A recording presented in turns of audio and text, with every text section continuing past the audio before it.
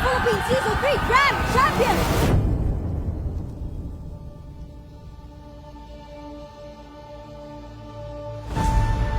Sa loob ng 3 araw, hindi lang lakbay sa tagumpay ang ating matutunghayan.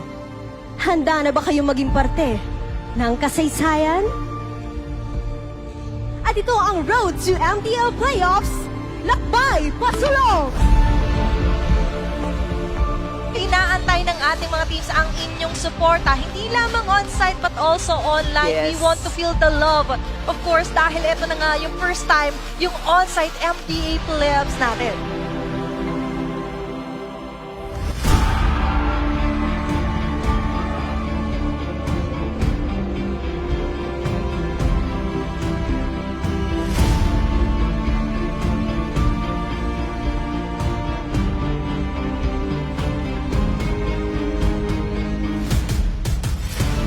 RRQ Kaito versus Echo Proud for the MDL Philippines Season 3 Grand Finals.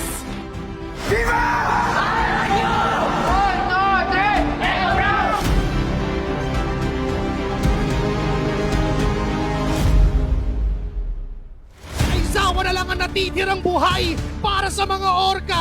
Kaya na bang tapusin to ng RRQ Kaito kasi kumpleto pa sila? Pero an RRQ Kaito ang kukuha ng unang laban sa serye na to. Kung napigilan pa yung final stage na gagawin ni Birds. Birds is down. Iniisa-isa ng mga orka ang buhay pero base pa rin. 1-1. Palosa lang ang nag-iisa at mukhang eto na talaga. RRQ Kaito will extend the series to game number 5!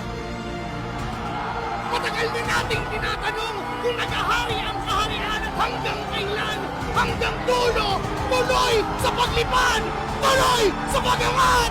Viva RRQ! Viva! We have ourselves new champions para sa MDL Philippines!